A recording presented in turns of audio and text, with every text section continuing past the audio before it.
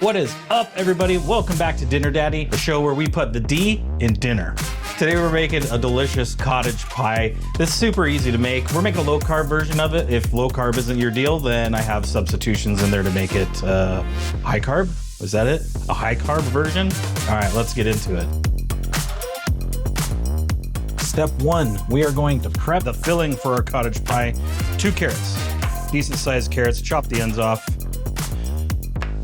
And we're gonna dice these up pretty small. You want all of your veggies to be roughly the same size. So we're gonna be putting peas in this. So we want these to be about the same size as a pea-ish.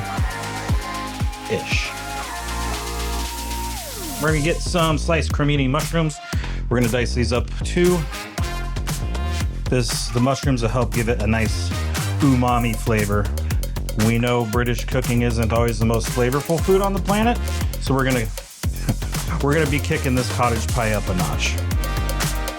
Look at this thing. This looks like a garlic lollipop. Anyway, 6 cloves of garlic.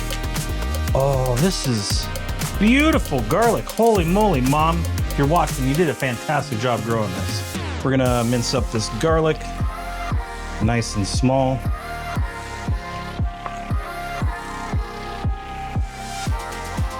Into a bowl, set aside for later. Next, we're gonna use 1/2 of a sweet yellow onion.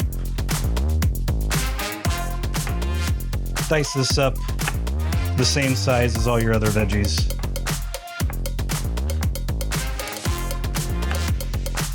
Into your bowl for later. That's it for your prep. Let's start cooking this up. Step 2, we're gonna cook the filling for our cottage pie. Get yourself a good 12-inch pan. We're gonna add about 2 tablespoons of olive oil to the bottom of the pan. Let that come up to heat and add all your veggies that we diced up earlier. Give it a good toss, make sure it all gets coated in the olive oil, and let this saute for a little bit. And we're gonna add in our garlic, give that a good stir, and let it saute for a little bit. Then we're gonna go in with about 1/2 of one of these little cans of tomato paste. This is gonna help bolden up the flavor.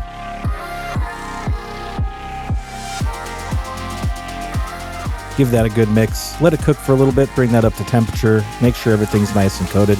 Then my secret weapon, this Better Than Bouillon paste. This is like heavily reduced beef bouillon. It's really, really strong. Just use maybe a tablespoon of it. Get it all mixed in there. I'll leave a link down below where you can find that if you can't find it at your store. Then, of course, we're going to deglaze the pan with about 3/4 of one of these giant cans of Guinness. Put it in there, let the alcohol cook off for a little bit, and this is going to thicken up the sauce and, of course, flavor it as well. Once the alcohol's cooked out and it's thickened up a little bit, we're going to go in with about a tablespoon of rosemary. Try to crush these up as best you can so you don't get like long twigs in your mouth. We're also going to do about a tablespoon of thyme. And then, of course, we're going to go in with some salt and pepper. Season this to taste. Make sure you're tasting everything as you go to make sure it's seasoned correctly. Then we're going to add 2 pounds of ground beef. We're going to crush all this up, let it brown. Let it all come together. This is actually looking delicious. Then we're on to step 3. We're going to assemble our pie. Get yourself a big baking dish, whatever the heck this thing's called. Fill it with all of the meat and veggies. Make sure you get this smoothed out nice and flat. And then we're going to go in with some peas because I forgot to add it to the mixture earlier. Just frozen peas are fine. And then we're going to top it with some mashed potatoes. If you're doing mashed potatoes, I'm actually doing mashed rutabagas for this recipe. I treat them just like potatoes. If you don't want to use them, I love using these instant mashed potatoes from Idaho, and they have about 4 billion flavors if you don't want to make your own potatoes. We're going to throw this in the oven, bake it at 425 for about 30 minutes or until the top turns nice and golden brown like that. We're going to top with shredded cheddar cheese, a little bit of parsley. Pop this back in the oven for 5 more minutes. Let all of that cheese melt. And then when it comes out, you get this delicious looking cottage pie. Thanks for watching, everybody. Hope you liked what you saw. I hope you make this. This is absolutely delicious. Leave in the comments down below if there's something you'd like to see me make in the future.